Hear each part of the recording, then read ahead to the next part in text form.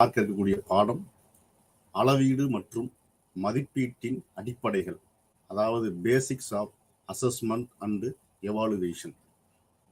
இந்த பாடத்தில் அளவீடு என்றால் என்ன, அளவீட்டினுடைய வகைகள் யாவை, அளவீட்டினுடைய நன்மைகள் யாது, அதே மாதிரி மதிப்பீடு என்றால் என்ன, மதிப்பீட்டினுடைய வகைகள், மதிப்பீட்டினுடைய பயன்பாடுகள், மாணவர்களுக்கு அளவீடு மற்றும் மதிப்பீட்டினுடைய பயன்பாடுகள் எவ்வாறு பயன்படுகிறது, ஏன் இந்த பாடத்தை நாம் படிக்க வேண்டும் போன்ற முக்கியமான தகவல்களை நாம் இன்று பார்க்க இருக்கிறோம். முதலில் அளவீடு, அதாவது அசஸ்மெண்ட். அளவீடு என்றால் என்பது, அளவீடு என்ற சொல் லத்தீன் வினை சொல்லான அசிடேர் என்றது நாம் பெற்றிருக்கிறோம். அளவீடு என்பதற்கு, அதாவது அசஸ்மெண்ட் அப்படின்றதுக்கு அசிடேர் என்ற லத்தீனுடைய வெர்பில் இருந்து நம்ம வாங்கியிருக்கிறோம். இந்த அசிடேர் என்பது அப்படின்னா என்ன அர்த்தம் அப்படின்னா, உடன் உட்கார், அதாவது மாணவர்களுடன் கற்பவர்களுடன் உட்கார்ந்து அவர்களை அப்சர்வ் பண்ணி உற்று நோக்கி அவர்கள் செய்யக்கூடிய செயல்களை நாம் உற்று நோக்கி அந்த செயல்கள் மூலமாக நாம் அவர்களுக்கு ஒரு கிரேட், அதாவது ஒரு அளவீடு செய்வது, ஒரு அசஸ்மெண்ட் பண்ணுவது. இதுதான் அளவீடு என்பதற்கான அர்த்தம். உடன் உட்கார், மாணவர்களுடன் உடன் உட்கார்ந்து அவர்களுக்காகவே செய்யும் ஒன்று என்பதைத்தான் இந்த அளவீடு என்ற லத்தீன் சொல் குறிக்கிறது. இந்த அளவீடு என்பது ஹையர் லெவல்ல பார்க்கும் போது தரமான கல்வியின் கற்றல் தரத்தை, அதாவது எஜுகேஷன் சிஸ்டத்தை, எஜுகேஷனுடைய அந்த லேர்னிங் சிஸ்டத்தை எந்த அளவுக்கு மாணவர்கள் புரிந்து கொண்டிருக்கிறார்கள், அவர்களுக்கு கற்றல் தரம் கற்றல் திறன் எவ்வாறு இருக்கிறது என்பதை நம்ம அளவீட்டின் மூலமாக நாம் செய்து, அதாவது அசஸ்மெண்ட் பண்ணி மேலும் மேலும் வேற எஜுகேஷன், ஹையர் எஜுகேஷனுக்கு செய்வதற்காக இது ஒரு கீ பாயிண்ட், இது ஒரு திறவுகோலாக நாம் வச்சிருக்கிறோம். அப்ப அளவீடு என்ற சொல் லத்தீன் வெர்பான அசிடேர் என்றது பெறப்பட்டது. அந்த அசிடேர் என்றால் உடன் உட்கார்ந்து, மாணவர்களுடன் உட்கார்ந்து நாம் அவர்களுக்கு அவர்களுடைய செயல்களை, அவர்களுடைய குறைகளை, அவர்களுடைய நிறைகளை, அவர்களுடைய கற்றல் செயல்பாடுகளை எவ்வாறு நாம் அசஸ்மெண்ட் பண்றோம் அப்படின்றதுக்கான அர்த்தம் தான் அளவீடு, அசஸ்மெண்ட் அப்படின்னு சொல்றோம்.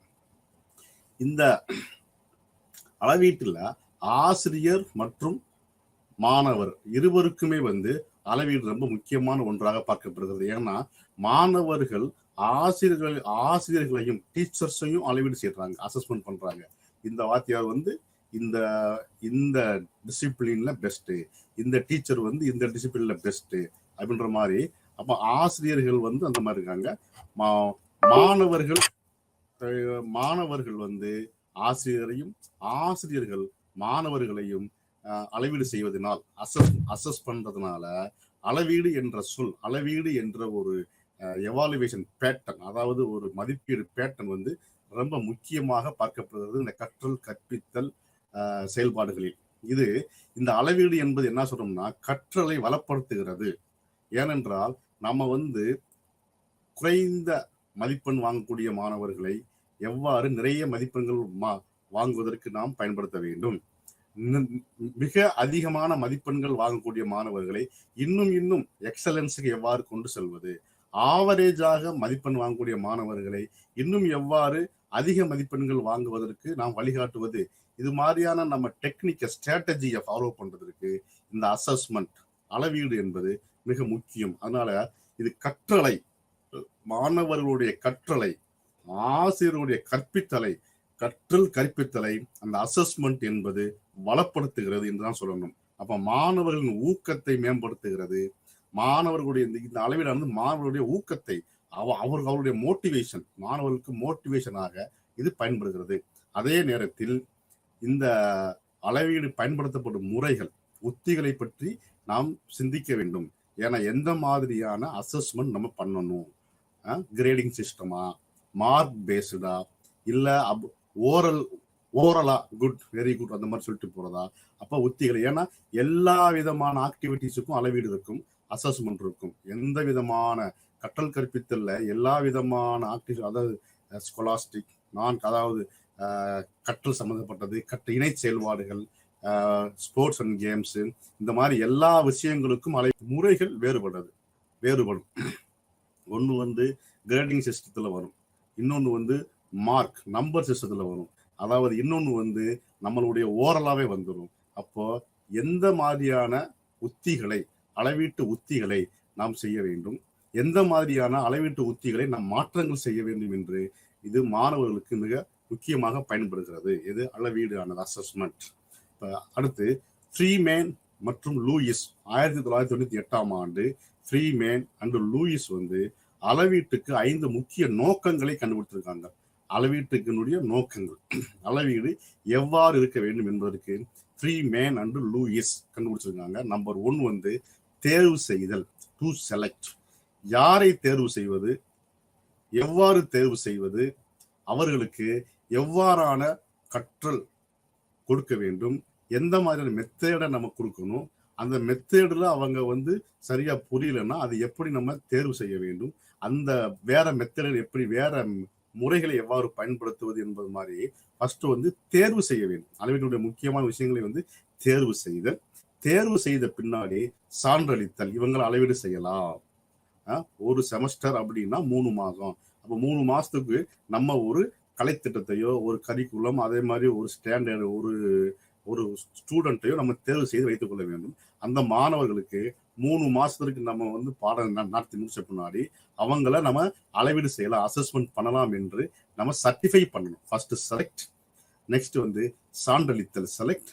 அந்த என்ன மாதிரியான அளவீடு செய்ய போறோம், நம்பர் சிஸ்டம் செய்ய போறோமா இல்ல கிரேடிங் சிஸ்டம் செய்ய போறோமா என்று அவர்களுக்கு விவரிக்கிறது.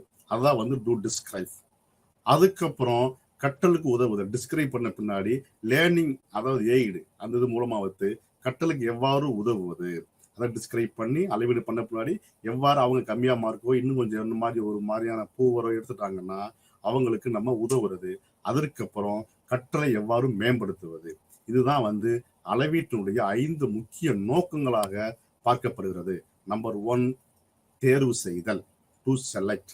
பாடத்தை தேர்வு செய்தல், மாணாக்கர்களை தேர்வு செய்தல், அளவீட்டு முறையினை தேர்வு செய்தல்.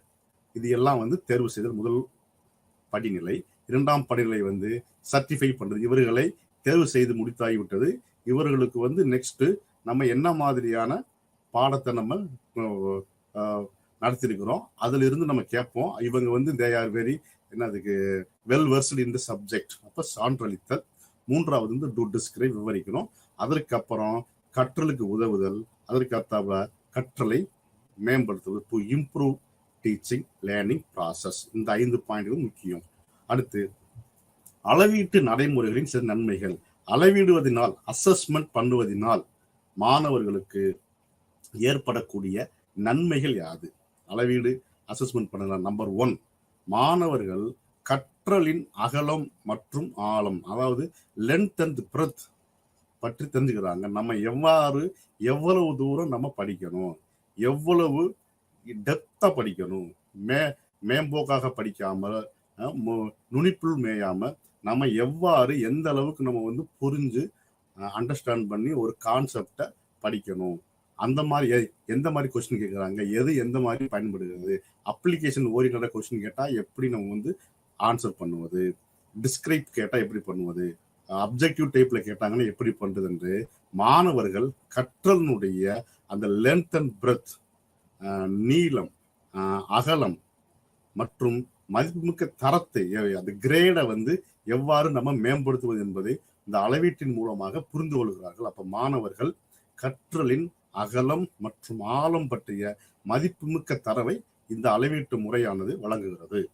நம்பர் 2, குழந்தைகளுக்கு என்ன தெரியும், அவர்களால் என்ன செய்ய முடியும் என்பதை புரிந்து கொள்ள இது உதவுகிறது.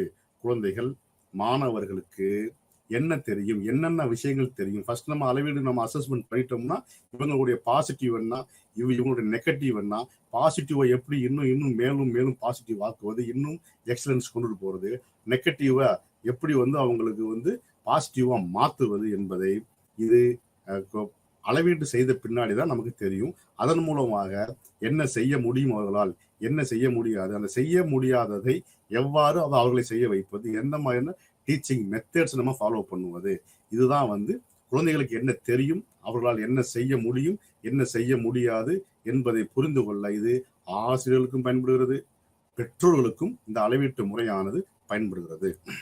மூன்றாவது, மாணவர்கள் பலம், ஸ்ட்ரென்த் என்ன, அதேதான் மாணவருடைய பலம் என்ன, பலவீனம் என்ன, அவர்களை பலம் மற்றும் பலவீனங்களை கண்டறிந்து அவர்களின் கற்றலை எவ்வாறு மேம்படுத்துவது, எவ்வாறாக கற்றல் கற்பித்தலை எவ்வாறு மாணவர்களுடைய மேம்படுத்துவது, கற்றல் பலம் என்ன, ஸ்ட்ரென்த் என்ன, வீக்னஸ் என்ன என்று நாம் தெரிந்து கொள்வதற்கு இந்த அசஸ்மெண்ட் ஆனது பயன்படுகிறது. நம்பர் 4, கல்வியாளர்கள், பெற்றோர்கள் மற்றும் குடும்பங்களுக்கு குழந்தையின் வளர்ச்சி பற்றிய முக்கியமான தகவல்களை இது வழங்குகிறது.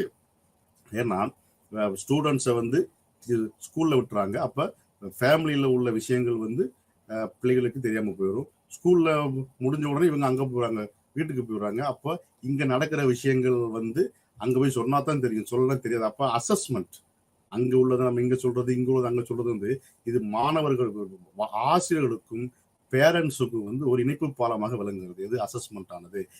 இவன் இதுல பலம், இவன் இதுல பலவீனம், அப்படி என்று இருவரும் மாணவர்களுடைய பெற்றோர்களும் ஆசிரியர்களும் தங்களை தாங்களே ஒரு மியூச்சுவலா புரிஞ்சுக்கிட்டு மாணவனுடைய வளர்ச்சிக்கு பயன்படுவதற்கு இந்த அசஸ்மெண்ட் பயன்படுது. அப்ப கல்வியாளர்கள், இது அதே மாதிரி எஜுகேஷனுக்கும் பயன்படுது. கல்வியாளர்கள், பெற்றோர்கள் மற்றும் குழந்தைகளுக்கு, குடும்பங்களுக்கு குழந்தையின் வளர்ச்சி பற்றிய முக்கியமான தகவல்களை வழங்குகிறது. அனைத்து விதமான வளர்ச்சி பகுதிகளிலும் அறிவாற்றல், நாலேஜ் லெவல்ல, அண்டர்ஸ்டாண்டிங் லெவல்ல, சைக்கோ மோட்டார், அதாவது நம்மளுடைய அந்த மோட்டார் ஸ்கில், உடம்புல இயங்கக்கூடிய மோட்டார் ஸ்கில்ஸ், லாங்குவேஜ், மொழி எவ்வாறு பயன்படுத்துவது, எவ்வாறு பேசுவது, எவ்வாறு நல்ல விஷயங்களை பேசுவது, எந்த நேரத்தில் என்ன மாதிரியான விஷயங்களை நாம் கருத்து சொல்வது போன்ற மொழி ஆளுமைகளுக்கும் சமூக உணர்ச்சி, சோசியோ அந்த சென்சிட்டிவ்னஸ்க்காகவும் கற்றல் அணுகுமுறைகளுக்காகவும் இந்த அசஸ்மெண்ட் ஆனது மிகவும் பயன்படுகிறது.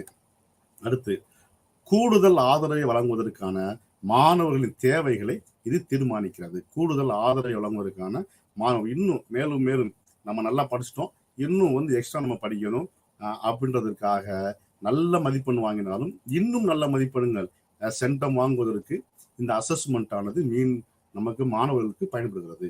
அடுத்து, மாணவர்களுக்கு அவர்களின் தேவைகளின் அடிப்படையில் குறிப்பிட்ட உபதேச உத்திகளை திட்டமிட ஆசிரியர்களுக்கு இது பயன்படுது. இப்போ மாணவர்களுக்கு இவன் இதை படிச்சுட்டான், இவன் இதுல பலம், இவன் இதுல பலவீனம், இவரை எப்படி மாற்றுவது என்று ஒரு அசஸ்மெண்ட் பண்ண பின்னால் பலவீனங்களை அறிந்து தனித்தனி மாணவர்களுக்குரிய பலவீனங்களை களைந்து அவர்களை பலமிக்கமாக மாற்றுவதற்கு என்ன மாதிரியான உத்திகளை நாம் பயன்படுத்த வேண்டும் என்று திட்டமிடுவதற்கு ஆசிரியர்களுக்கு இந்த அசஸ்மெண்ட் ஆனது பயன்படுகிறது.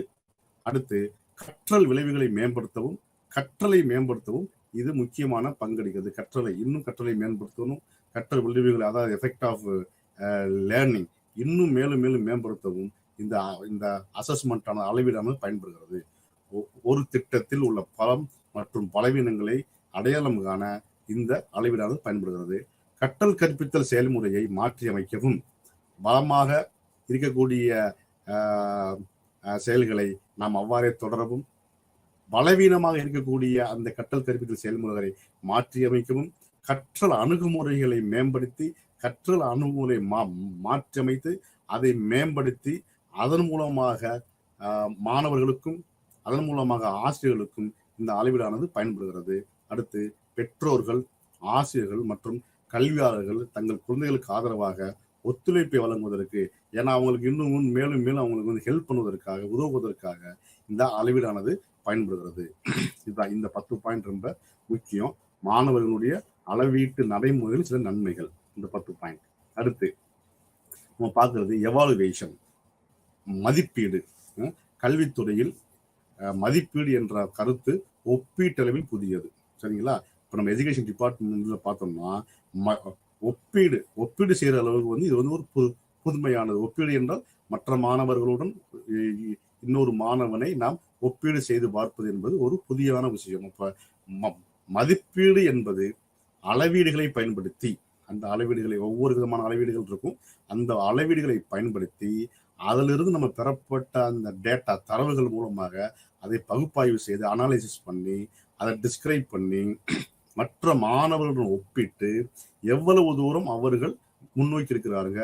நீங்க எந்த ஸ்டேஜ்ல இருக்கீங்க, அப்ப நீங்க அங்க போகணும். அந்த நன்றாக படிக்கக்கூடிய மாணவர்கள் நீங்க எவ்வாறு போகணும், அதற்கு நீங்க இன்னும் எவ்வளவு ஹார்ட் ஒர்க் பண்ண வேண்டும் என்பதற்கு உதவுவதற்காக கண்டுபிடிக்கப்பட்டதுதான் எவாலுவேஷன், மதிப்பீடு.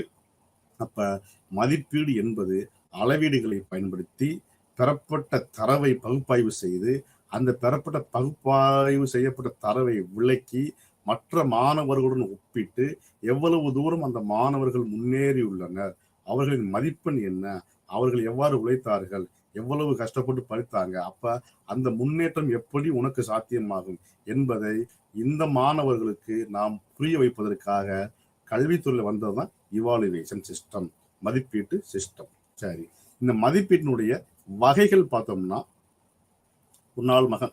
நான்கு மதிப்பீடுகள் உள்ளது. ஒன்று உருவாக்கம் மற்றும் சுருக்க மதிப்பீடு, ஃபார்மேட்டிவ் அண்ட் சம்மேட்டிவ் அசஸ்மெண்ட்.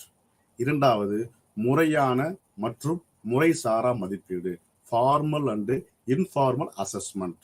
மூன்றாவது தரம் மற்றும் அளவு மதிப்பீடு, குவாலிட்டேட்டிவ் அண்ட் குவான்டிடேட்டிவ் அசஸ்மெண்ட். 4 நேரடி மற்றும் மறைமுக மதிப்பீடு, டைரக்ட் அண்ட் இன்டைரக்ட் அசஸ்மெண்ட். அப்ப formative and summative assessment, formal and informal assessment, qualitative and quantitative assessment, direct and indirect assessment. இந்த 4 முக்கியமான மதிப்பீட்டின் வகைகளாக நாம் பார்க்கிறோம். இதில் நம்பர் 1 உருவாக்கம் மற்றும் சுருக்க மதிப்பீட்டில், அதாவது உருவாக்க மதிப்பீடு, ஃபார்மேட்டிவ் அசஸ்மெண்ட். ஃபார்மேட்டிவ் அசஸ்மெண்ட் என்னன்னா, மாணவர்களின் செயலின் வளர்ச்சியின் கூடிய அறிவுறுத்தலில் செயல்முறையின் ஒருங்கிணைந்த பகுதியாகும். இது மாணவர்களுடைய செயலில், தினசரி செயலில், தினசரி நடவடிக்கையில், மாணவர்களுடைய தினசரி நடவடிக்கை, ஒரு யூனிட் டெஸ்ட், ஒரு ஆஃபரி டெஸ்ட், ஒரு மந்த்லி டெஸ்ட், தினசரி நடவடிக்கைகள், தினசரி அவனுடைய நடவடிக்கைகளே உற்று ஆராய்ந்து அந்த நடவடிக்கைக்கு ஒவ்வொரு செயலினுடைய முடிவிலும், யூனிட் டெஸ்டோட முடிவில் அவனை அசஸ் பண்ணி நம்ம அவனோட பாசிட்டிவ் நெகட்டிவ் சொல்லுவது. மந்த்லி டெஸ்டோட முடிவில் நம்ம அவங்க பாசிட்டிவ் நெகட்டிவ் சொல்லுவது. குவார்டர்லியோ டெஸ்டோட முடிவில் பாசிட்டிவ் நெகட்டிவ் சொல்லுவது. வேற ஏதாவது ஒரு காம்படிஷன், அந்த காம்படிஷன் முடிஞ்ச உடனே குவாலிட்டேட்டிவா நல்லா இருக்கு, நல்லா இல்லை, இது நல்லா இருந்துச்சு, இது நல்லா இல்லை என்று சொல்வது. இது எல்லாமே மாணவனுடைய செயலோட ஒன்றி வரக்கூடியது. அவர்களுடைய செயல்களில் ஒன்றி, தினசரி நடவடிக்கைகளில் மாணவனுடைய செயலோடு ஒன்றி ஒவ்வொரு செயலுக்கும் செயலின் முடிவில் நாம் பெஸ்ட், நல்லா இல்லை, இதை இப்படி பண்ணணும் என்று நாம் ஒரு ரிசல்ட்டை வழங்குவதுதான் ஃபார்மேட்டிவ் அசஸ்மெண்ட். அப்ப ஃபார்மேட்டிவ் அசஸ்மெண்ட் என்பது மாணவர்களின் செயலில் வளர்ச்சியுடன் கூடிய அறிவுறுத்தல் செயல்முறையின் ஒருங்கிணைந்த ஒரு பகுதியாக இந்த ஃபார்மேட்டிவ் அசஸ்மெண்ட் பார்க்கப்படுகிறது. இது ஆசிரியர் மதிப்பீட்டை தவிர, அந்த கிரேடை தவிர சுய மற்றும் சக மதிப்பீட்டிற்கான வாய்ப்பையும் இந்த ஃபார்மேட்டிவ் அசஸ்மெண்ட் வழங்குகிறது. மாணவர்கள் கற்கும் ஊக்கத்தை அதிகரிக்கிறது. ஏன்னா ஒவ்வொரு செயல் முடிந்தவுடன் நாம் ரிசல்ட் சொல்றதுனால இன்னும் நல்லா படிக்கணும் என்பதற்கு என்று மாணவர்களுடைய கற்கும் லேர்னிங், அந்த மோட்டிவேஷனை இந்த ஃபார்மேட்டிவ் அசஸ்மெண்ட் அதிகரிக்கிறது. முறைசாரா அமைப்பு மற்றும் மதிப்பீட்டின் கட்டுப்பாடற்ற நுட்பங்களை ஒரு சுராசி அனுபவமாக மாற்றுகிறது. அப்ப டெய்லி நம்ம அசஸ்மெண்ட் கொடுத்துக்கிட்டே இருக்கனால, அந்த ரிசல்ட் கொடுத்துக்கிட்டே இருப்பனால மாணவர்களுக்கு இது டாஸ்க் கொடுத்துக்கிட்டே இருக்கும். இந்த டாஸ்கை எவ்வாறு வெல்வது, எவ்வாறு இந்த டாஸ்கை நம்ம இந்த இலக்குகளை எவ்வாறு அடைவான ஒரு சுவாரஸ்யமான அனுபவமாக மாறினால ஃபார்மேட்டிவ் அசஸ்மெண்ட் மிக முக்கியமாக பார்க்கப்படுகிறது. அடுத்து இந்த ஃபார்மேட்டிவ் அசஸ்மெண்ட்ல வகைகள் இருக்கு.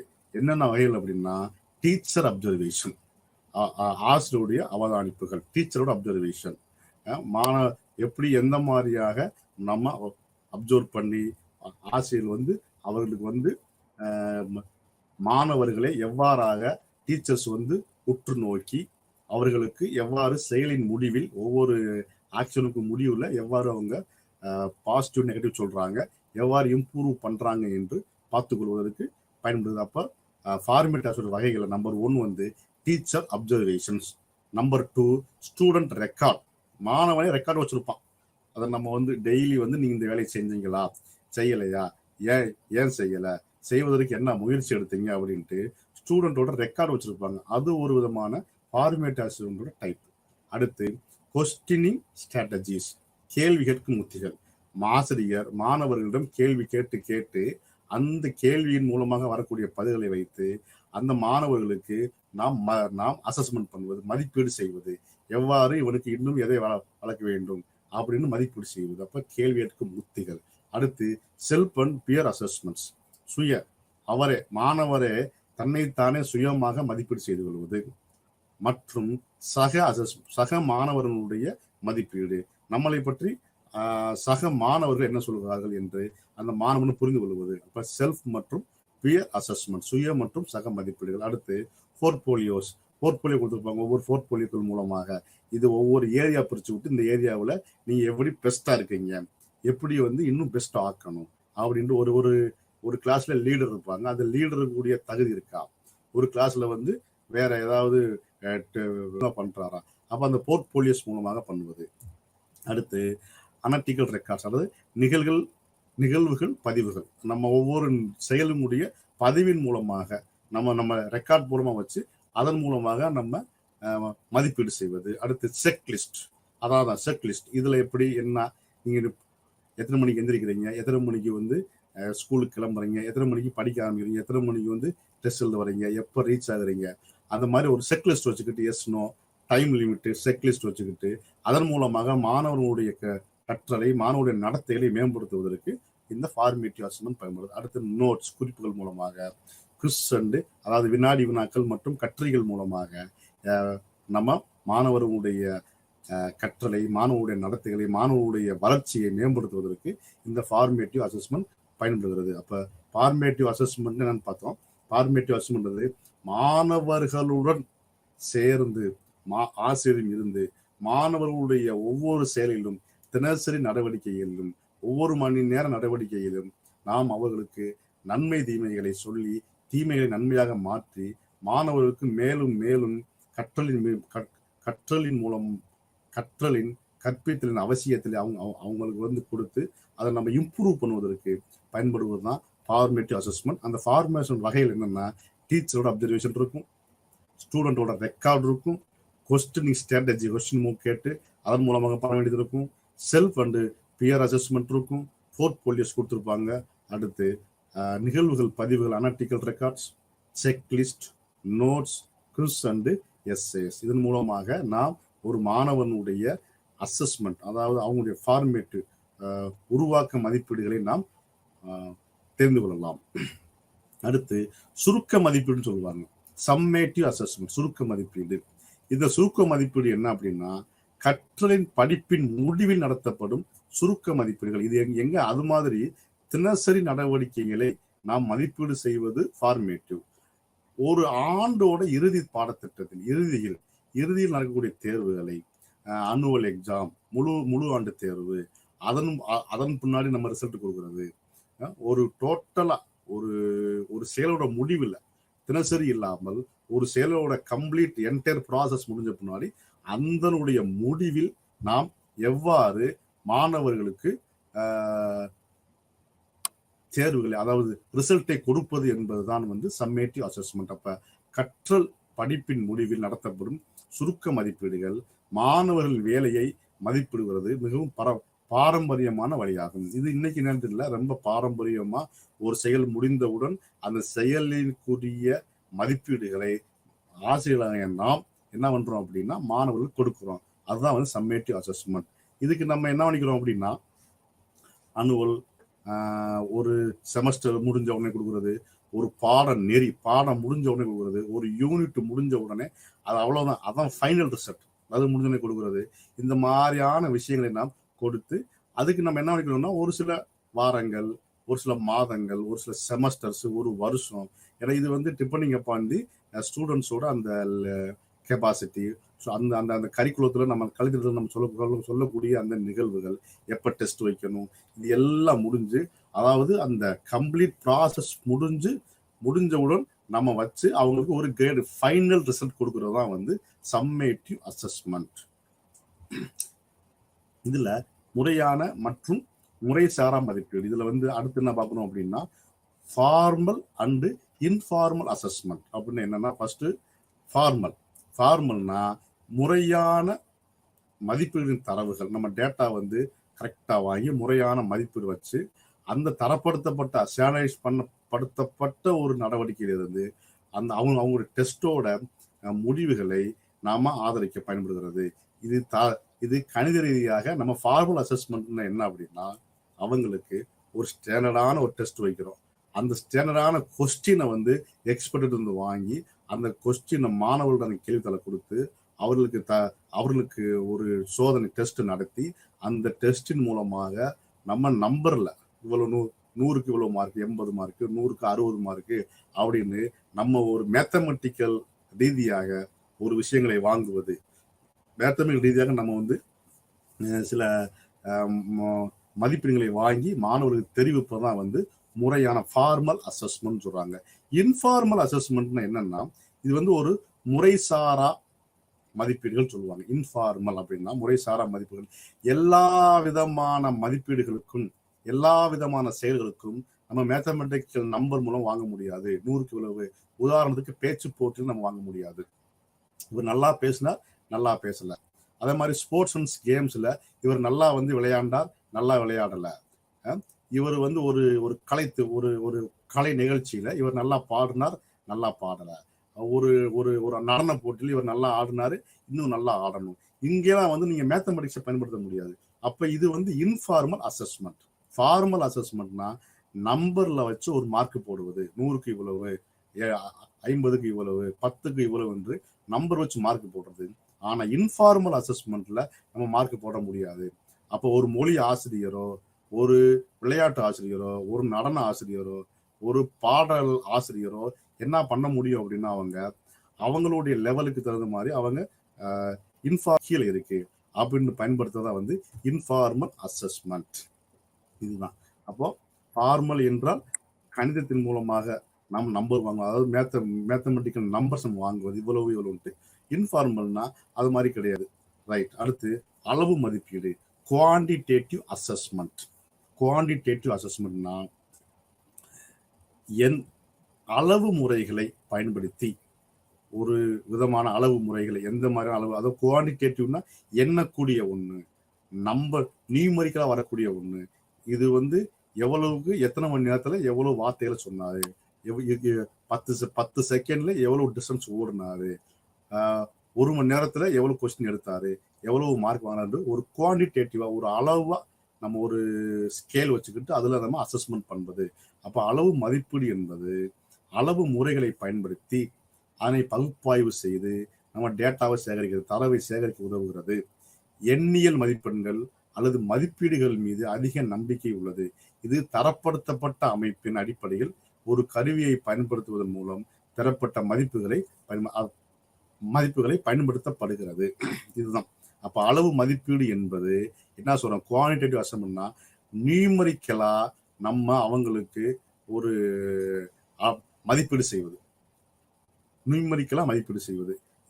எல்லா விதமான மதிப்பீடுகளையும் 10 செகண்ட்ல எவ்வளவு தூரம் ஓடினார், 10 செகண்ட்ல எத்தனை பலூனை உடைத்தார், ஊதுனார், உடைத்தார். இந்த மாதிரியான நம்ம குவான்டிடேட்டிவா பண்ணக்கூடியது அளவு மதிப்பீடு. அடுத்து குவாலிட்டேட்டிவ் அசஸ்மெண்ட், தரம் மதிப்பீடு. குவாலிட்டேட்டிவ் இதுல என்னன்னா, குவாலிட்டி என்ன, எந்த அளவுக்கு ஒரு பாடினார், எந்த அளவுக்கு ஓடினார், எவ்வளவு ஸ்பீடா இன்னும் ஓடணும் என்று நம்ம டிஸ்கஸ் பண்றதா வந்து குவாலிட்டேட்டிவ் அசஸ்மெண்ட். அப்ப அளவு மதிப்பீட்டை போலன்றி அது மாதிரி இல்லாம தரமான மதிப்பீடு மதிப்பெண்கள் அல்லது எண்களை நம்பியிருக்காமல் விளக்கங்களை சார்ந்தது. இது எண்களை நம்பி இல்லை, இவ்வளவு மார்க்கு அப்படின்னு எந்த ஒரு மார்க்கையும் மதிப்பெண்களையும் நம்பி இது கிடையாது. இது வந்து டிஸ்கிரிப்ஷன் ஒண்ணு, விளக்கங்களை சார்ந்தது. எவ்வாறு விளக்குவது, இவரு அந்த ஸ்டெப்பை எப்படி நடனம் மாறினார், இந்த பாடலை எவ்வாறு பாடினார் அப்படின்னு வந்து விளக்கங்களை சார்ந்தது. இது சூழ்நிலையை பொறுத்தது. எல்லா விதமான அசஸ்மெண்ட்டும் எல்லா விதமான மதிப்பீடுகளும் குவாலிட்டேட்டிவோ, குவான்டிடேட்டிவோ, ஃபார்மேட்டிவோ, இன்ஃபார்மலோ, சம்மேட்டிவ் அசஸ்மெண்ட்டோ, நான் ஃபார்மலோ, எல்லா விதமான அசஸ்மெண்ட்டுமே வந்து சூழ்நிலைகளை பொறுத்தது. அதே மாதிரி குவாலிட்டேட்டிவ் அசஸ்மெண்ட் வந்து முழுக்க இது சூழ்நிலைகளை பொறுத்தது. ஏன்னா அன்று அவர் வந்து நல்லா பாடலை அப்படின்னா அவருக்கு வந்து தொண்டை கட்டிருக்கலாம், நல்லா நடனம் ஆடுறதுனா கால் வலி வந்திருக்கலாம். அப்ப சூழ்நிலையை பொறுத்தது மற்றும் செயல்திறன் பற்றிய விரிவான விளக்கங்களில் அதிக அக்கறையை இது கொண்டுள்ளது. எனவே இது மிகவும் அகநிலையாக இன்டர்னலாவே இருக்கும். இது வந்து எக்ஸ்டர்னலா வராது. அப்போ இது வந்து எப்படின்னா அனுபவம் வாய்ந்த ஆசிரியர் கையில கொடுத்து இதை வந்து நம்ம செக் பண்ண சொல்றோம். இதுதான் வந்து எக்ஸ்பர்ட்ட கொடுத்து, ஏன்னா சூழ்நிலையை நம்ம செயல் பண்ணணும், அவருடைய ஏஜை பார்க்கணும், அவங்களுடைய கெப்பாசிட்டியை பார்க்கணும், அவங்களுடைய அந்த பிசிக்கல் ஸ்ட்ரென்த்தை பார்க்கணும். ஏன்னா குவாலிட்டேட்டிவ் அசஸ்மெண்ட் வந்து ரொம்ப முக்கியமான விஷயம். நம்பர் மார்க் மூலம்னா நம்ம பேப்பர்ல இருக்கும், நம்ம எவாலுவேட் பண்ணி மார்க் போட்டுடலாம்.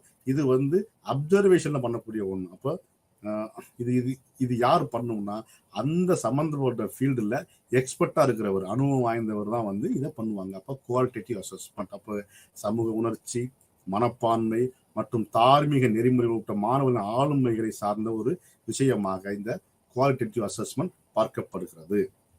அடுத்து தொடர்ச்சியான மற்றும் விரிவான மதிப்பீடு, continuous and comprehensive evaluation.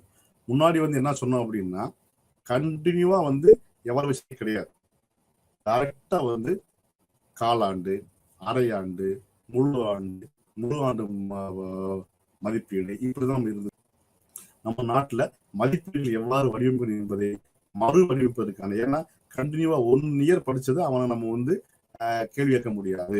1 year படிச்சு அதை நம்ம ஃபர்ஸ்ட் மந்த்ல படிச்சதை கடைசியில 10 மாதம் கழிச்சு அவன் வந்து கெப்பாசிட்டி வந்து மறக்கிறதுக்கான வாய்ப்பு இருக்கு. அப்போ அந்த 3 மாசத்திற்கு every 3 months or every 6 months கண்டினியூஸான ஒரு எவாலுவேஷன் இருக்கணும். அந்த கண்டினியூஸான எவாலுவேஷன் மட்டும் பார்த்தாது, காம்ப்ரிஹென்சிவா இருக்கணும், தொடர்ச்சியான மதிப்பீடு இருக்கணும். அந்த தொடர்ச்சியான மதிப்பீடும் விரிவான முழுமையான மதிப்பீடுகளாக இருக்க வேண்டும். அப்ப நமது நாட்டில் மதிப்பீடுகள் எவ்வாறு வடிவமைக்கப்படுகின்றன என்பதை மறு வடிவமைப்பதற்கான தொடர்ச்சியான மற்றும் விரிவான மதிப்பீடு அறிமுகப்படுத்தப்பட்டது. அப்ப ஆர்டிஐ சட்டத்தின் மூலம், அதாவது ரைட் டு எஜுகேஷன் ஆக்ட் சட்டத்தின் மூலம் என்ன பண்றோம்னா கண்டினியூஸ் அண்ட் காம்ப்ரிஹென்ஷன் வந்து கல்வியாண்டு முழுவதும் மாணவர்களை தொடர்ந்து மதிப்பீடு செய்யும் திட்டமாக கருதப்படுகிறது. மதிப்பீட்டில் நம்ம என்னென்ன சேர்த்துக்கிறோம் அப்படின்னா ஸ்கொலாஸ்டிக் மற்றும் நான் ஸ்கொலாஸ்டிக், அதாவது பாட சம்பந்தப்பட்ட பாட கலைத்திட்டம் சம்பந்தப்பட்டது, கலைத்திட்டம் இல்லாமல் பாட இணைப்பாடு திட்டங்கள் ஸ்கொலாஸ்டிக் அண்டு நான் ஸ்கொலாஸ்டிக் சொல்லுவாங்க. பாடத்திட்டம் அப்புறம் இணை பாடத்திட்டங்கள்னா அந்த ஸ்போர்ட்ஸ் அண்ட் கேம்ஸ், அந்த மாதிரியான கலாச்சார நிகழ்வுகளை பண்ணக்கூடியது. இதெல்லாம் வந்து இதற்கும் சேர்த்து நாம் எவாலுவேட் பண்ணணும், மதிப்பீடு செய்யணும். இதுதான் வந்து கண்டினியூஸ் அண்ட் காம்ப்ரிஹென்சிவ் எவாலுவேஷன். இந்த கண்டினியூஸ் அண்ட் காம்ப்ரிஹென்சிவ் எவாலுவேஷன் மூலமாக நம்ம என்ன சொல்றோம் அப்படின்னா விரிவான மதிப்பீட்டை நம்ம அனுமதிக்கிறோம். அப்போ கல்வி அமைச்சகம் ரைட் டு எஜுகேஷன் ஆக்ட் பிரகாரம் 29வது பிரிவை செயல்படுது. அதுல என்ன சொல்றாங்கன்னா 5 முக்கியமான விஷயங்களை நம்ம பார்க்கணும். இந்த கண்டினியூஸ் காம்ப்ரிஹென்சிவ் எவாலுவேஷன்ல 5 முக்கியமான விஷயங்களை நம்ம பார்க்கணும். நம்பர் 1 என்னன்னா சைல்ட்ஸ் என்கேஜ்மெண்ட் பேட்டர்ன். குழந்தைகளை எவ்வாறு என்கேஜா வச்சிருக்கிறது, அந்த என்கேஜா வச்சுக்கிட்டு, அதாவது அவங்கள கம்ப்ளீட்டா என்கேஜா வச்சுக்கிட்டு அந்த என்கேஜ்ல வந்து எவ்வாறு அவங்களுக்கு வந்து ஒர்க்கை கொடுக்கறது, முழுமையான அவங்க என்கேஜா வச்சு அவங்களுக்கு பாட சம்பந்தப்பட்ட, கலைத்திட்ட சம்பந்தப்பட்ட, படிப்பு சம்பந்தப்பட்ட கட்டளை மட்டும் கொடுத்து கொண்டே இருந்தோம்னா அவங்களுக்கு பிடிக்காது, அதன் மீது ஒரு வெறுப்பு வந்து விடும். அப்போ நம்ம நெக்ஸ்ட் என்ன சொல்றோம் அப்படின்னா அவங்களுக்கு நான் ஸ்காலஸ்டிக் ஏரியாவும் கொடுக்கணும். அப்ப கம்ப்ளீட் சைல்ட்ஸ் என்கேஜ்மெண்ட் பேட்டர்ன் கம்ப்ளீட்டா வந்து என்கேஜ்மெண்ட் பண்ணிக்கணும்.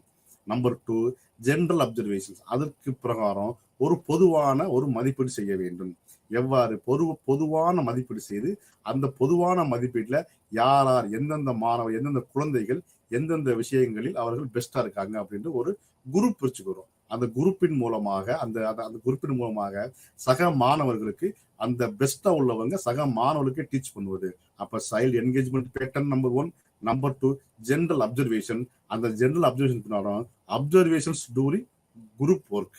அந்த குரூப்பை பிரிச்சு அந்த குரூப்ல சக மாணவர்களுக்கு இந்த நன்றாக படிக்கக்கூடிய மாணவர்கள், நன்றாக ஒரு வேலையை செய்யக்கூடிய மாணவர்கள், நன்றாக ஒரு விஷயத்தில் தேறி இருக்கக்கூடிய மாணவர்கள், கொஞ்சம் பூவலா இருக்கக்கூடிய ஆவரேஜா இருக்கக்கூடிய மாணவர்களுக்கு உதவி செய்ய வைக்கிறது. அப்ப observation during work place and individual work in class.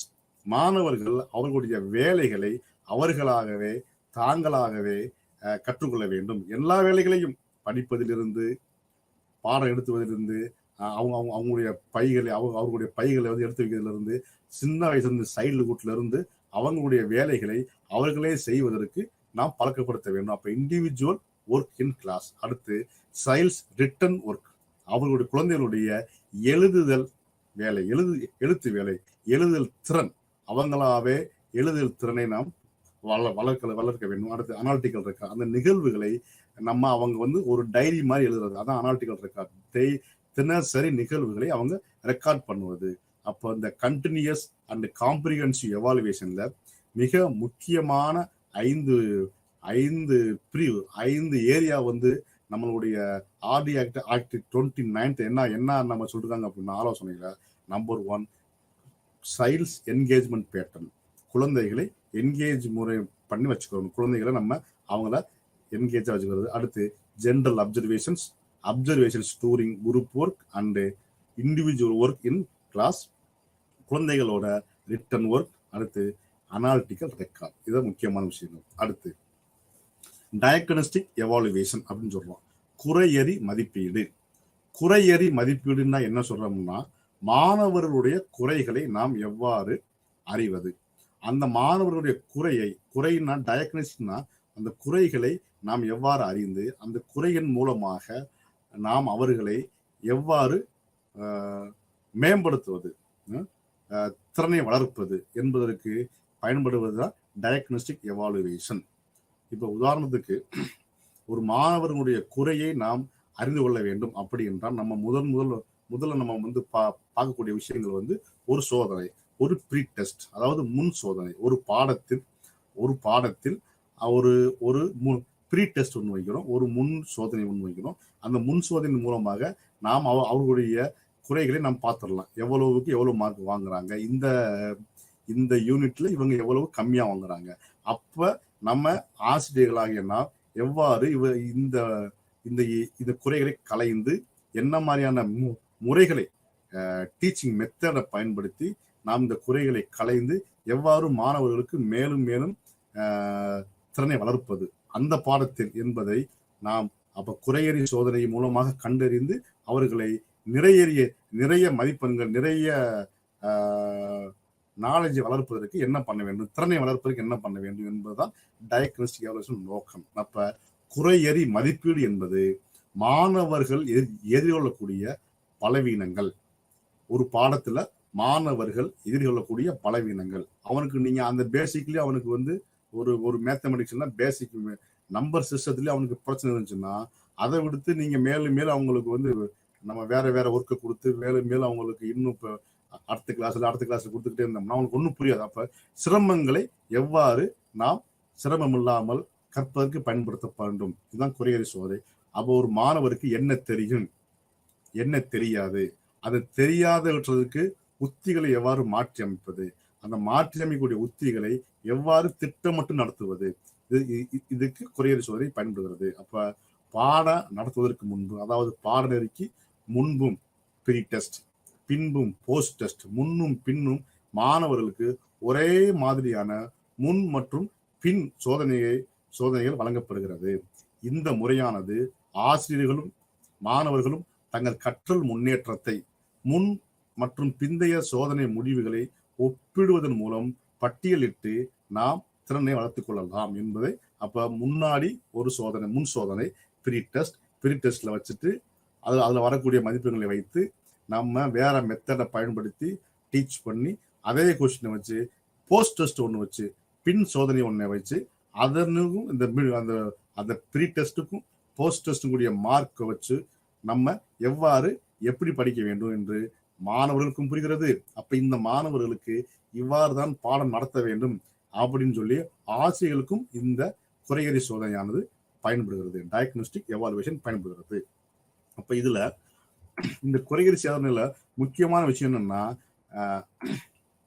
இந்த குறையறி சோதனை முக்கியமான விஷயம் என்ன, மாணவர்களுக்கு மட்டும் இந்த குறையறி சோதனை பயன்படாது, ஆசிரியர்களுக்கும் சேர்த்து தான் இந்த குறையறி சோதனையானது பயன்படுகிறது. ஏன்னா எந்த மாதிரியான டீச்சிங் மெத்தடை பயன்படுத்துவது என்பதற்காக.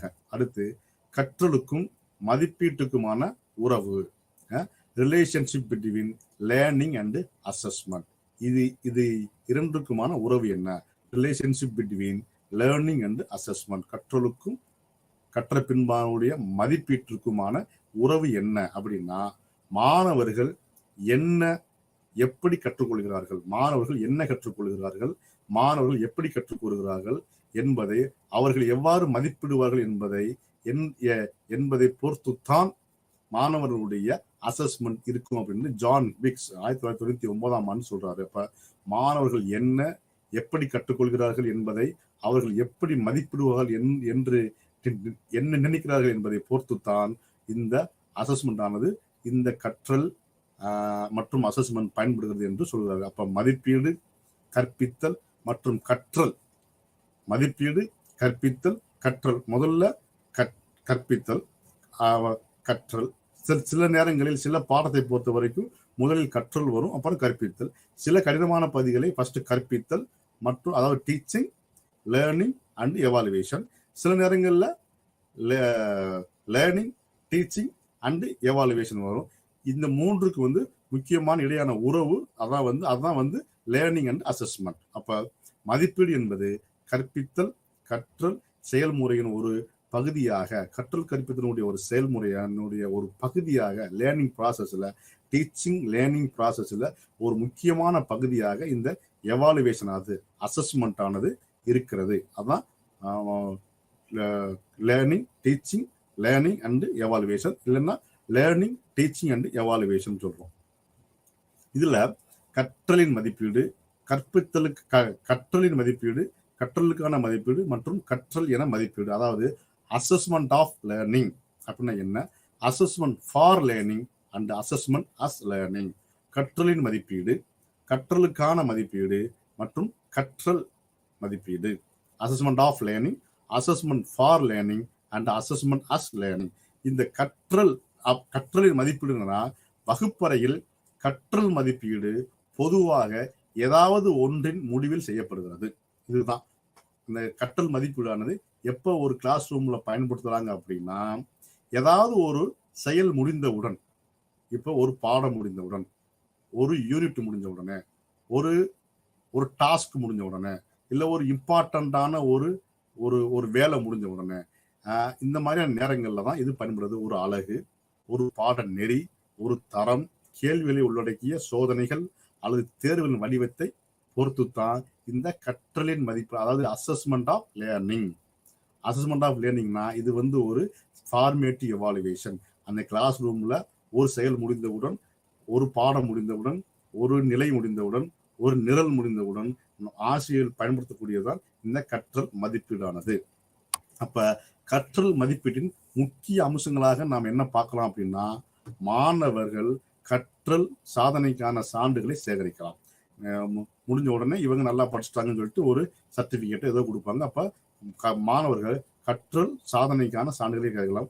பெற்றோர்கள், கல்வியாளர்கள் மற்றும் மாணவர்கள் உட்பட பரந்த சமூகத்திற்கு அந்த சான்றுகள் கருத்தை வழங்கலாம். அடுத்து மதிப்பீட்டு மதிப்பெண்களின் அடிப்படையில் தரம் மற்றும் தர வரிசையை நாம் கொடுக்கிறோம். இந்த ரேங்க் கொடுக்கிறோம். ரேங்க் சிஸ்டத்தை நம்ம இந்த அசஸ்மெண்ட் ஆஃப் லேர்னிங் மூலமா கொடுக்கிறோம். அடுத்து மாணவர்களுக்கான எதிர்கால கற்றலுக்களை திட்டமிடுவது. இவர் இந்த பாடத்துல, இவர் இந்த யூனிட்ல பெஸ்டா இருக்காரு, அப்ப நெக்ஸ்ட் அவர் என்ன படிக்கணும், என்ன மாதிரியான ஒரு கற்றல் கொடுக்கணும் என்று எதிர்காலத்தை ஃபியூச்சர் திட்டமிடுவதற்கு இது பயன்படுகிறது. இதுதான் அசஸ்மெண்ட் ஆஃப் லேர்னிங். அடுத்து அசஸ்மெண்ட் ஃபார் லேர்னிங், கற்றலுக்கான மதிப்பீடு. அப்படின்னா கற்றலுக்கான மதிப்பீடு ரொம்ப முக்கியம்னா, எதற்காக கற்கிறோம், கம்ப்ளீட்டா முடிஞ்ச பின்னாடி ஒரு சம்மேட்டிவ் எவாலுவேஷன் வரக்கூடியது. ஒரு ஒட்டுமொத்த ஒரு ஆண்டு முடிஞ்ச ஒரு பாட திட்டம் இல்ல, ஒரு கலைத்திட்டம் முடிந்தவுடன், ஒரு கம்ப்ளீட் ப்ராசஸ், ஒரு ஆனுவல் எக்ஸாம், ஒரு இயர்லி எக்ஸாம், ஒரு செமஸ்டர் பேட்டர்ன், இது மாதிரியான விஷயங்கள் முடிஞ்சு இதான் கற்றலுக்கான மதிப்பீடு, அசஸ்மெண்ட் ஃபார் லேர்னிங். ஒட்டுமொத்தமா அவர் என்ன படிச்சாரு, இதை நம்ம என்ன சொல்றோம் அப்படின்னா ஒரு சம்மேட்டிவ் எவாலுவேஷன் மாதிரி தான் சொல்றாங்க.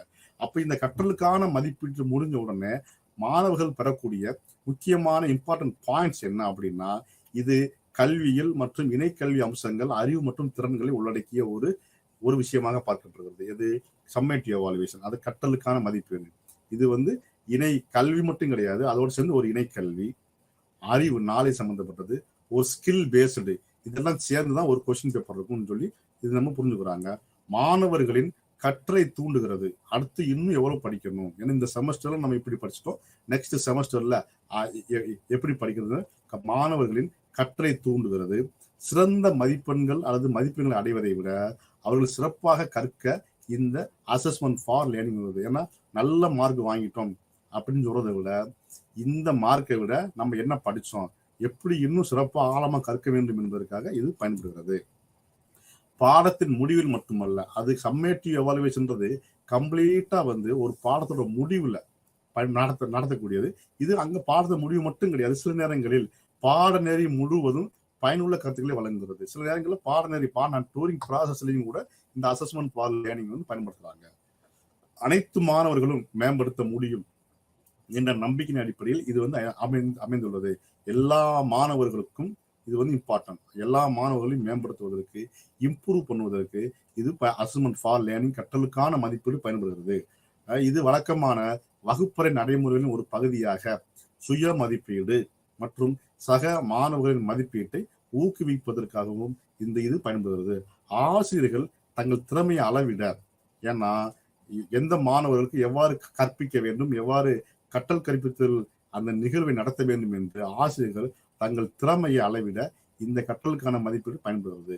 அடுத்து கற்பித்தல் கற்றல் செயல்பாட்டில் இது ஒரு பயனுள்ள கருவியாக பயன்படுத்தப்படுகிறது. அடுத்து கற்றல் என மதிப்பீடு, assessment as learning. Assessment as லேர்னிங்னா கற்றலோட இதுவும் பயன்படக்கூடியது. அசஸ்மெண்ட் அஸ் லேர்னிங் இதோட முக்கியமான விஷயங்கள் என்ன அப்படின்னா, ஆசிரியர்கள் மற்றும் மாணவர்கள் இணைந்து இலக்குகளை உருவாக்கி கற்றலை இணைத்து கட்டமைக்கிறார்கள். இது கரிக்குலத்திலிருந்து எல்லாமே என்ன பண்றாங்கன்னா, ஆசிரியரும் மாணவர்களும் உட்கார்ந்து இந்த இலக்குகளை நிர்ணயித்து இதுதான் அப்ஜெக்டிவ்ஸ், இதை நம்ம இன்னைக்கு இந்த டாஸ்க் நம்ம இன்னைக்கு முடிக்கணும் அப்படின்னு கற்றல் என மதிப்பீடு, கற்றலை ஒரு மதிப்பீடாக, அதாவது இன்னைக்கு இந்த போர்ஷனை முடிக்கணும், இன்னைக்கு இந்த ஆக்டிவிட்டியை முடிக்கணும் என்று மாணவரும் ஆசிரியரும் திட்டமிட்டு அந்த இலக்குகளை அடைவதற்கு தான் கற்றல் அசஸ்மெண்ட் அஸ் லேர்னிங் பயன்படுகிறது. மாணவர்கள் தங்கள் சொந்த கற்றல் சுய கற்றலுக்கு இது பயன்படுகிறது. ஏன்னா அவங்களும் ஒரு பார்ட் ஆஃப் த ஒரு டீச்சர் ஆக்குனதுனால அவங்களுக்கும் ஒரு படிக்கணும், ஒரு வேகமா இந்த இலக்கில அடைய வேண்டும் என்ற ஒரு உத்வேகம் வருவதனால மாணவர்கள் தங்கள் சொந்த கற்றலுக்கு பொறுப்பேற்று ஊக்குவிக்கிறது. மாணவர்கள் தங்கள் கற்றலை பற்றி சிந்தித்து அதன்படி திட்டமிடவும் இந்த கற்றல் என மதிப்பீடு பயன்படுகிறது. அடுத்து மாணவர்கள் கற்றலின் அடுத்த கட்டத்தை புரிந்து கொள்ள நெக்ஸ்ட் என்ன வரும்னு சொல்லிட்டு மாணவர்கள் கற்றலின் அடுத்த கட்டத்தை புரிந்து கொள்ள உதவுகிறது. முறையாக, அதாவது முறையான formal and informal feedback, self learning இதெல்லாம் அவங்க புரிஞ்சு கொண்டு மாணவர்கள் அடுத்த கட்டத்தை நோக்கி பயன்படுத்த ஃபார்மல், இன்ஃபார்மல், பின்னூட்டம் மற்றும் சுய மதிப்பீட்டை பயன்படுத்துவதற்கான வழிமுறைகளையும் இந்த மாணவனின் கற்றலின் அடுத்த கட்டத்தை பயன்படுகிறது. சக மதிப்பீட்டிற்கான வாய்ப்பையும் இது வழங்குகிறது. சக மாணவனுடைய மதிப்பீட்டுக்கு அடுத்து அறிவாற்றல் திறன்களை வளர்ப்பதற்காகவும் இந்த கற்றல் பயன்படுகிறது. அடுத்து கற்றல் என மதிப்பீடு, அசஸ்மெண்ட் அஸ் லேர்னிங், அதை நம்ம பார்த்தோம். இது ஆசிரியருக்கும் பயன்படுகிறது, மாணவர்களுக்கும் இது பயன்படுகிறது. அடுத்து அசஸ்மெண்ட் அட் வேரியஸ் லெவல்ஸ், பல்வேறு நிலைகளில் மதிப்பீடு. நம்ம இதுவரைக்கும் சம்மேட்டிவ் பார்த்தோம், ஃபார்மேட்டிவ் பார்த்தோம், ஃபார்மல், இன்ஃபார்மல், குவான்டிடேட்டிவ், குவாலிட்டேட்டிவ் இதெல்லாம் பார்த்தோம். அதுபோக சில விஷயங்கள் இன்னும் வேற வேற முறைகளில் அசஸ்மெண்ட் இருக்கு. அதுல என்ன அப்படின்னா, மதிப்பீட்டு முறைகள் என்பது உத்திகள், நுட்பங்கள், கருவிகள் மற்றும் தகவல்களை சேகரிப்பதற்கான கருவிகள் மட்டும் கிடையாது. மாணவர்கள் விரும்பிய கற்றல் விளைவுகளை எந்த அளவுக்கு வெளிப்படுத்துதல் என்பதை தீர்மானிக்க பொறுத்துதான். மாணவர்களுக்கு பிடிச்ச ஒரு விஷயத்த அது எந்த அளவுக்கு வெளிப்படுத்துறாங்க என்பதை நாம் அதை எப்படி எந்த விதமான ஸ்ட்ராட்டஜியை பயன்படுத்தி, உத்திகளை பயன்படுத்தி, நுட்பங்கள் மூலமாக, கருவிகள் மூலமாக நாம் எவ்வாறு மதிப்பீட்டு முறைகளை வாங்குவது என்பதற்காகத்தான் இது பயன்படுகிறது. இது பல்வேறு நிலைகள்ல. அதுல மாணவர்களின் கற்றல் விளைவுகளை மதிப்பிடுவதற்கு பல முறைகள் பயன்படுத்தப்பட வேண்டும். ஏன்னா ஒரே முறையில சம்மேட்டிவ் மட்டும் பயன்படாது, ஃபார்மேட்டிவ் மட்டும் பயன்படாது, குவான்டிடேட்டிவ் அசஸ்மெண்ட் மட்டும் பயன்படாது, குவாலிட்டேட்டிவ் வேணும். அதனால மாணவர்களுடைய கற்றல் விளைவுகளை மதிப்பிடுவதற்கு பல முறைகள் பயன்படுத்தப்பட வேண்டும். ஒரே ஒரு முறையை மட்டுமே நம்புவது மாணவர்களின் சாதனையை ஒரு பகுதியை மட்டுமே பிரதிபலிக்கும். குவான்டிடேட்டிவ் அப்படின்னு நம்பர்ல நீங்க மார்க் சிஸ்டத்தை மட்டும் பயன்படுத்துனீங்கன்னா அது வந்து மார்க் என்பது மாணவர்களுடைய கற்றல் கற்பித்தல் ஒரு பகுதி மட்டும்தான். அப்ப இன்னொரு பகுதி குவாலிட்டேட்டிவ் இருக்கு. அவன் நல்லா கட்டுரை எழுதுவான், நல்லா பாடல் பாடுவான், நல்லா ஓடுவான், நல்லா ஆடுவான். அப்ப அதை நம்ம வந்து குவான்டிடேட்டிவ்குள்ள கொண்டு வர முடியாது. அது குவாலிட்டேட்டிவ் அசஸ்மெண்ட். அப்ப ஒரே ஒரு முறையை மட்டுமே நம்புவது மாணவர்களின் சாதனையின் ஒரு பகுதியை மட்டுமே பிரதிபலிக்கும். எனவே நேரடி மற்றும் மறைமுக மதிப்பீட்டு முறைகளின் கலவையை பயன்படுத்த வேண்டும். மாணவர்களுடைய முழு ஹோல் அசஸ்மெண்ட் நீங்க நம்ம பார்க்கணும் அப்படின்னா பலவிதமான கற்றல் முறைகளை, பலவிதமான எவால்வேஷன் பேட்டர்ன்ஸை நம்ம வந்து பயன்படுத்த வேண்டும். எடுத்துக்காட்டாக மாணவர்கள் கருத்து கணிப்புகளின் பதில்கள் தகவல்களாக இருக்கலாம், மாணவர்கள் தேர்வு முடிவுகளுடன் இணைந்ததால் அது மிகவும் அர்த்தமுள்ளதாகவும் செல்லுபடியாகவும் நாம் மற்றும் நம்பகத்தன்மையுள் உள்ளதாகவும் இது இருக்கிறது. அடுத்து முதன்மை மட்டத்தில் மதிப்பீடு. இதுதான் வந்து பல்வேறு முறைகள் என்னென்ன பார்க்குறோம் அப்படின்னா, நம்பர் வந்து அசஸ்மெண்ட் எங்க அப்படின்னா ப்ரீ பிரைமரியில நம்ம எந்த மாதிரியான அசஸ்மெண்ட் பண்ணுவது. நம்பர் 1 அதாவது உற்றுநோக்கல் மூலமாக ப்ரீ பிரைமரி ஸ்கூல்ல வந்து எவ்வாறு மாணவர்களை வந்து நம்ம மதிப்பீடு செய்வது என்றால் உற்றுநோக்கல். அங்க முழுமையாக குவாலிட்டேட்டிவ் சம்பந்தப்பட்டது மட்டும் தான் நடக்கும், குவான்டிடேட்டிவ்ல அங்க வராது. ஏன்னா அவங்களுடைய சேட்டையை, அவங்க பாடுவது, அவர் தூங்குறது, பக்கத்துல உள்ளவன்கிட்ட வந்து அவன் நோண்டுறது, இது மாதிரியான விஷயங்களை நம்ம உற்று நோக்கி அவன் எந்த மாதிரி ஆக்டிவா இருக்கிறான், எந்த மாதிரி இன்ஆக்டிவா இருக்காங்க என்று பார்ப்பதற்காகத்தான் அந்த உற்றுநோக்கல் முறையானது பயன்படுது, அப்சர்வேஷன். அப்ப கல்வியாளர்கள், ஆசிரியர்கள் மதிப்பீடு செய்யும் போது குழந்தைக்கு என்ன தெரியும், அப்போதான் தெரியும் என்ன செய்ய முடியும் என்பதை பற்றிய தகவல்களை பெற அவர்கள் குழந்தைகளை கவனிக்கிறார்கள். அறிவுசார், மொழியியல், சமூக உணர்ச்சி மற்றும் உடல் வளர்ச்சி உட்பட வளர்ச்சியின் அனைத்து அம்சங்களையும் கவனிப்பு, அதாவது உற்றுநோக்கல் உள்ளடக்கியதாக இருக்க வேண்டும். ஒரு ஒரு பிரைமரியில ப்ரீ பிரைமரி ஸ்டேஜ்ல நம்ம என்ன மாதிரியான முறையை பயன்படுத்தணும் அப்படின்னா அப்சர்வேஷனை பயன்படுத்தணும். உற்றுநோக்கல், அந்த உற்றுநோக்கல்ல அவன் நல்லா படிக்கிறான்னா, புத்தகத்தை திறந்து வச்சு படிக்கிறான்னு அதை மட்டும் பார்க்காம அறிவுசார் செயல்களை அவன் என்னென்ன செய்யறான், மொழி எந்த மாதிரியான லாங்குவேஜ் யூஸ் பண்றான், பேசுறானா பேசுறையா, சமூக உணர்ச்சி சோசியல் எப்படி பழகுறானா பக்கத்துல உள்ளவங்ககிட்ட, உடல் வளர்ச்சி எவ்வாறு இருக்கு, அடிக்கடி தூங்கிடுறானா, இந்த மாதிரி இல்ல தூங்கல ஆக்டிவா இருக்காரா, இந்த மாதிரியான எல்லா விஷயங்களையும் கவனிச்சு அதை நம்ம ஒரு அசஸ்மெண்ட் பண்ணக்கூடியதான் வந்து ப்ரீ பிரைமரியில் இருக்கக்கூடிய அசஸ்மெண்ட் லெவல். அதுக்கப்புறம் நம்பர் 1 இது உற்றுநோக்கல் அப்சர்வேஷன் பண்ணலாம். அடுத்து போர்ட்போலியோஸ் சொல்லலாம். போர்ட்போலியோஸ்னா சில விஷயங்களை கொடுத்து record of data that is collected through a work children produced over a period. Portfolios கொடுத்து அந்த வேலைகளை கொடுத்து அந்த வேலைகளை அவன் எந்த மாதிரி செய்யறான். உதாரணத்துக்கு டிராயிங்கை கொடுக்குறோம், கிராஃப்ட் ஒர்க்கை கொடுக்குறோம், சில ப்ராப்ளத்தை கொடுக்குறோம், மேத்தமெட்டிக்ஸ் ப்ராப்ளம், எபிலிட்டிஸை கொடுக்குறோம். இதெல்லாம் கொடுத்து அவன் எந்த மாதிரி செய்யறான், எவ்வளவு நேரத்துல செய்யறாங்க.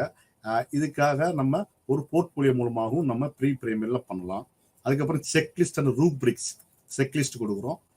சில செக்லிஸ்ட் கொடுத்து எந்த மாதிரியான செக்லிஸ்ட் என்ன சொல்றோம்னா, இதுக்கு என்ன ஆன்சர் பண்றான், என்ன மாதிரியான இதுக்கு வந்து பெர்ஃபார்ம் பண்றான், இதை எப்படி வந்து இது வந்து ஓகேன்னு சொல்றானா இல்ல கிழிச்சு போடுறான். செக்லிஸ்ட்னா ஒரு டிராயிங்கை கொடுத்து இது வந்து வர இதே மாதிரி அங்கே வர இது ஒரு செக் தான், செக் பண்ணி பார்க்கறதா. அடுத்து ரூப்ரிக்ஸ் அப்படின்னா ஒரு ஒரு மாஸ்டரி மாதிரி, degree of mastery given task ஒரு இதை கொடுத்து அதே மாதிரி செய்ய சொல்றது, 3 லெவல்ல செய்யறது, இதெல்லாம் வந்து ரூப்ரிக்ஸ் கொடுக்குறது. அடுத்து வந்து உள்ள விஷயங்களே அவனுக்கே தெரியாம ஒரு வேலையை கொடுத்து அதை எப்படி வெளிக்கொண்டு வருது, அவனுக்கு பாட தெரியுமா பாடு அப்படின்னு சொல்லி அவனுக்குள்ள ஒரு இன்வென்ஷன் உள்ள விஷயங்களை வெளிக்கொண்டு வர்றதான் வந்து இன்வென்ஷன். அப்ப ப்ரீ பிரைமரியில நம்ம பார்க்கக்கூடிய விஷயங்கள் என்ன அப்படின்னா, நிறைய விஷயங்கள் மூலமா, நிறைய முறைகள் மூலமாக நம்ம மதிப்பீடு செய்ய முடியும். அதுல உற்றுநோக்கல் 1, போர்ட்போலியோஸ் 1, செக்லிஸ்ட் 1, ரூப்ரிக்ஸ் 1, அடுத்து இன்வென்ட்ரி 1. இதுதான் வந்து இது. அடுத்து முதன்மை மட்டத்தில் மதிப்பீடு, assessment at primary stage. First pre primary சொன்னோம், அடுத்து பிரைமரி லெவல். பிரைமரி லெவல்ல நம்ம என்ன மாதிரியான டீச் பண்ணுது அப்படின்னா டீச்சர் அண்ட் அப்சர்வேஷன். டீச்சரோட அப்சர்வேஷன், டீச்சர் வந்து அந்த பிரைமரி ஸ்டேஜ்ல எப்படி அப்சர்வ் பண்றாங்க, அங்க வந்து அவங்களோடய உட்கார்ந்து ப்ரீ பிரைமரியில உட்கார்ந்து அவங்க என்ன செய்யறாங்க வைக்கிறாங்கன்னு சொல்லி கூட இருந்து பார்ப்பது வந்து டீச்சரோட அப்சர்வேஷன் பார்த்தோம். இங்க வந்து டீச்சர் வந்து கூட உட்கார வேண்டியது இல்லை, ஜன்னல் வழியா பார்க்கலாம், வேற வெளியில போற போத பார்க்கலாம், கிளாஸ் டூரிங் கிளாஸ் ஹவர்ஸ்ல வந்து பாடம் நடத்தி கொண்டே பார்க்கலாம். அப்போ அவங்களோட அப்சர்வேஷன் மூலமாக மதிப்பீடு செய்வது அவனுக்கு புரியுது. ஏன்னா ஃபேஷியல் ரீடிங் இருக்கு, ஃபேஸ் ரியாக்ஷன் இருக்கு, அவனுடைய அந்த கெஸ்டர் இருக்கு. நன்றா புரிஞ்சா, நல்லா புரிஞ்சா ஆர்வமா படிப்பான், இல்லாட்டி கொஞ்சம் சோர்வா இருப்பாங்க. அப்ப டீச்சரோட அப்சர்வேஷன், கொஸ்டின் ஆன்சர் மூலமாக மதிப்பீடு செய்வது, அசஸ்மெண்ட் பண்ணுவது. கொஸ்டின் கேட்கிறோம், பதில் சொல்லலை அப்படின்னா அதை எப்படி நம்ம வந்து திரும்ப சொல்லி திரும்ப அவன்கிட்ட வந்து பதிலை வாங்குவது. அப்போ கொஸ்டின் ஆன்சர் மூலமாக வாங்குவது. அப்புறம் teacher design task and test. Teacher வந்து அவங்களா ஓனா ஒரு டாஸ்கை கன்சல்ட் பண்ணி ஓனா ஒரு டெஸ்ட்டை கொடுத்து அந்த டெஸ்டின் மூலமாக நம்ம வாங்குவது, அசஸ்மெண்ட் பண்ணுவது. அடுத்து ப்ராஜெக்ட் கொடுக்குறது, அடுத்து ஸ்டாண்டர்டைஸ் டெஸ்ட் பண்ணுவது, ஸ்டாண்டர்டைஸ் டூல் மூலமாக நம்ம பண்ணுவது. இது வந்து முதன்மை மட்டத்திலான மதிப்பீடு, அசஸ்மெண்ட் அண்ட் பிரைமரி லெவல். அடுத்து assessment and secondary and higher secondary level. மேல, அதாவது 2ஆம் நிலை மற்றும் மேல்நிலைகளில் எவ்வாறு மதிப்பீடு செய்வது அப்படின்னா, பிரசன்டேஷன் மூலமாக, மாணவர்களுடைய பிரசன்டேஷன் மூலமாக அவர்களுக்கு நம்ம மதிப்பீடு செய்யலாம். அவங்களுக்கு ஒரு பாடத்தை கொடுத்து இல்லை ஒரு செமினார் மாதிரி ஒன்று கொடுத்து அதை எப்படி வந்து ப்ரெசென்ட் பண்றாங்க, ப்ரெசன்டேஷன் மூலமாக அசஸ்மெண்ட் பண்ணுவது. டெமான்ஸ்ட்ரேஷன் மூலமாக பண்ணுவது, இன்டர்வியூ நேர்முக தேர்வு மூலமாக பண்ணுவது, பெர்ஃபார்மன்ஸ் மூலமாக பண்ணுவது, குவிஸ் மூலமாக பண்ணுவது, செல்ஃப் அசஸ்மெண்ட் சக மாணவர்கள் மூலமாக அசஸ்மெண்ட் பண்ணுவது. அடுத்து கொலாபரேட்டிவ் ஆக்டிவிட்டிஸ் மூலமாக பண்ணலாம். இதெல்லாம் வந்து 2ஆம் நிலை மற்றும் மேல்நிலையுடைய மதிப்பீடாக பார்க்கப்படுகிறது. அடுத்து உயர்கல்வியில் ஹையர் எஜுகேஷன்ல வந்து என்ன மாதிரியான அசஸ்மெண்ட் பேட்டர்ன் இருக்கு அப்படின்னா, எக்ஸ்டர்னல் எக்ஸாமினேஷன், புற மதிப்பீடு இருக்கும். இங்க வந்து அகமதிப்பீடு, எக்ஸ்டர்னல் எக்ஸாமினேஷன், கிரேடிங் சிஸ்டம், ஒரு இதுக்கு வந்து ஒரு கிரேட் தர்றோம். அப்புறம் அசைன்மெண்ட் மூலமாக ஒப்படைப்புகள் சொல்லுவாங்க, அதன் மூலமாக டெய்லி அசைன்மெண்ட், வீக்லி அசைன்மெண்ட். அடுத்து ஆஃப்டர் தி டாபிக் அசைன்மெண்ட், அப்போ பிஃபோர் தி டாபிக் அசைன்மெண்ட் சொல்லுவாங்க. அதாவது பாடம் நடத்துவதற்கு முன்னாடி மாணவர்களுடைய புரிதல் என்ன, பாடம் நடத்திய பின்பு, ஒரு பாடம் நடத்திய பின்பான செல்ஃப் ஸ்டடி அவங்களா படிக்கிறது, செமினார் மூலமாக படிப்பது. இது வந்து உயர்கல்வியினுடைய மதிப்பீடு. இந்த கிரேடிங் சிஸ்டம் இது. அப்புறம் panel discussion, case study, mid term test, annual test, laboratory assignment, internship மூலமாக ஒரு பாடம் ஒரு கெமிஸ்ட்ரி படிக்கிறாருன்னா அவர் கெமிஸ்ட்ரியை வந்து நேரடியாகவே போய் அவங்க லேப்ல நேரடியாகவே போய் அவங்க வந்து ஒரு இண்டஸ்ட்ரியில, தொழிற்சாலைகள்ல ஒரு இன்டர்ன்ஷிப் ட்ரைனிங் கொடுத்து வந்து ஹையர் எஜுகேஷன் பண்றாங்க. இது எல்லாம் இதுக்கு வந்து கிரேடிங் பாடம்லாம் கொடுப்பாங்க. கிரேடிங் 90க்கு மேல ஏ கிரேட், 80 to 90 பி கிரேட், இதுக்கு 70 to 80 சி கிரேட். இந்த மாதிரி வந்து கிரேடிங் சிஸ்டம் வரை கட்டுறாங்க. அப்ப இன்னைக்கு நம்ம பார்த்தது என்னன்னா அப்படின்னா, assessment and evaluation. Assessment evaluation முக்கியமான விஷயம் நம்ம பார்த்தது வந்து பேசிக்ஸ் ஆஃப் அசஸ்மெண்ட் எவாலுவேஷன் என்னென்ன வரும், அதுல வந்து எப்படி வந்து நம்ம தேர்வு செய்வது, ஃபார்மேட்டிவ் எவாலுவேஷன் என்ன, சம்மேட்டிவ் எவாலுவேஷன் என்ன, formal evaluation, informal evaluation, quantitative assessment, qualitative assessment, continuous and comprehensive evaluation. அந்த கண்டினியூஸ் அண்ட் காம்ப்ரிஹென்சிவ் எவாலுவேஷன் நன்மைகள் என்ன, தீமைகள் என்ன, டயக்ராட்டிக் எவாலுவேஷன் எவ்வாறு பண்ணுவது, லேர்னிங் அதாவது கற்றலுக்கும் மதிப்பீட்டுக்கு முடியான உறவு என்னென்ன, அந்த அசஸ்மெண்ட் ஆஃப் லேர்னிங் எதற்காக, கற்றல் மதிப்பீடு என்ன, கற்றலுக்கான மதிப்பீடுனா என்ன, கற்றல் என்ன மதிப்பீடு, அதாவது assessment of learning, assessment for learning and assessment as learning. இது என்ன. அடுத்து என்ன பார்த்தோம் அப்படின்னா, வேரியஸ் ஸ்டேஜ், அதாவது ப்ரீ பிரைமரியில எவ்வாறு அசஸ்மெண்ட் பண்ணுவது, அதுல உற்றுநோக்கல் மூலமாக பண்ணலாம், போர்ட்போலியோஸ் மூலமாக பண்றது, செக்லிஸ்ட் மூலமாக பண்ணுவது, ரூபிக்ஸ் மூலமாக பண்ணுவது, அடுத்து இன்வென்ட்ரி மாதிரியான அசஸ்மெண்ட் பண்ணுவது, teacher observation, question and answer, teacher designed task and test, projects, இந்த மாதிரி. அடுத்து 2ஆம் நிலை எப்படி பண்ணுவது, assessment and secondary and higher secondary level, presentation, இந்த மாதிரி பண்ணுறது. அடுத்து உயர்கல்வியில என்ன மாதிரியான அசஸ்மெண்ட் பண்ணுவது, external examination, grading system, assignments, self study, seminars, panel discussion, case study, mid term test, end test, laboratory assignment, internship, இது மாதிரியான பல விஷயங்களை நம்ம இன்று பார்த்துருக்கிறோம். அடுத்து வரக்கூடிய இதில் வந்து மீதியை நம்ம பார்க்கலாம். நன்றி, வணக்கம், தேங்க்யூ.